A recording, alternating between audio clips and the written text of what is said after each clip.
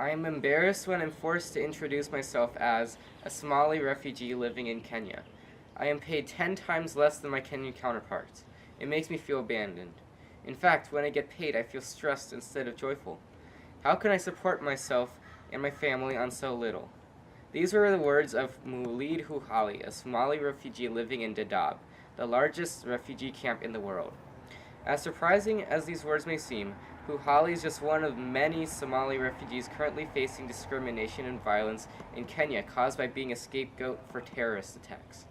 Coming from a war-torn country, Somalians value their right to seek asylum and their right for protection. But they are currently being let down by the Kenyan government while facing conditions only a little better than the ones they would have faced back in their homeland.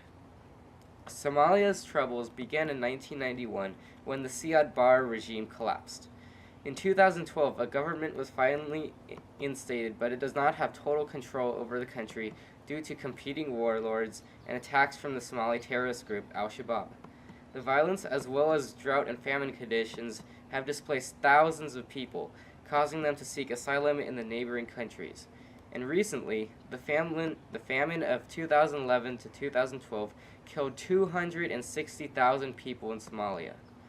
Due to the unstable conditions, it is easy to understand why so many people fled the region to neighboring countries such as Kenya. While Kenya is certainly an improvement from Somalia, in reality it is not the utopia people expected it to be due to the human rights violations refugees experience day after day. In 2011, Kenya decided to partner up with Somali government to try and combat the militant group Al-Shabaab. However, according to the IRIN News, Kenya has suffered more than 50 gun, grenade, or improvised explosive device attacks since 2011 when it began its military operation against Al-Shabaab in Somalia. This quote is significant not only because it shows the enormous amount of attacks Kenya has been subjected to, but it shows the reason behind the attacks. Contrary to Kenyan belief, the Somali refugees have not promoted terrorism in Kenya, but it was the Kenyan army's actions that incited Al-Shabaab's wrath. But the government seemingly does not care whether or not the attacks have been Somali refugees' fault. Its primary goal is the safety of its own people, and the government will take all the necessary measures to ensure their safety. In fact, according to the World Report, following a series of grenade attacks in Nairobi's Eastlake neighborhood in November 2012, police responded with widespread abuses, including torture, rape, and beatings of at least 1,000 people, mainly Somali refugees, as well as significant extortion and looting during subsequent police operation in Eastlake. While several police units were involved, the Paramilitary General Service Unit, the GSU, was responsible for many of the worst abuses. By brutalizing the Somali refugees, the police violated their own laws and also violated the human rights to protect and shelter refugees. Not only did they not protect them, but they are actively targeting them. The police are retaliating against Al-Shabaab by taking out all their anger on the refugees who have no connection with them. Now let me back up to the history of refugee rights and how it affects Somali refugees in Kenya today. Since 1948, when the UDHR was created, the refugee rights have been progressed through important conventions between countries. One of these conventions was the 1951 Refugee Convention. The 1951 Refugee Convention was important for providing conditions that different nations had to comply with in order to uphold the human rights of refugees. One condition was that countries had to comply with the UNHCR in order to protect refugees' rights. Countries also agreed to not refoul refugees, which means that they cannot forcibly remove refugees and repatriate them to their country of origin. These conditions were important in protecting refugees' rights to protection because of any country who violated these clauses would be violating international law. In addition to spelling out how refugees should be treated, the 1951 Refugee Convention also gave a definition to what a refugee is. However, its definition only applied to people who were seeking refuge before the year of 1951. These refugees were mostly people in Europe fleeing from the two world wars. After 1951, the cutoff date for who was considered a refugee, more groups of people in need started appearing in African regions instead of Europe. To address these groups, the 1967 protocol related to the status of refugees was created.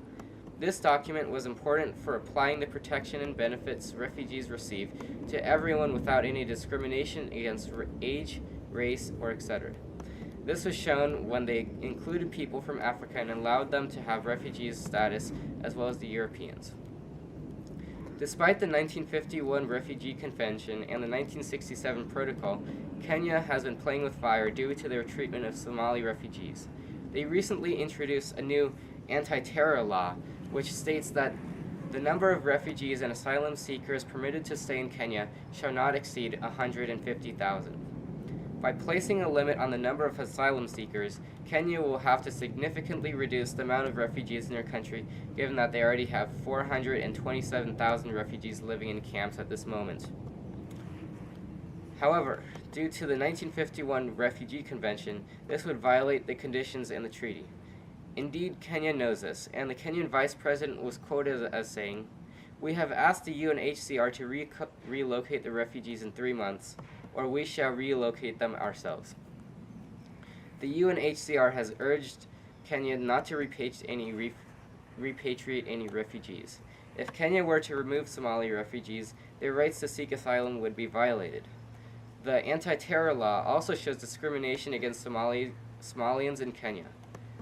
The law doesn't specifically state Somali refugees, so it could also refer to the 90,000 refugees from South Sudan or the 30,000 refugees from Ethiopia. However, Kenya is clearly targeting Somali refugees because they want to close the Somali refugee camp, Dadaab, which is currently the largest in the world and houses 350,000 people. This number is much larger than the 277,000 needed for Kenya to reach its set quota.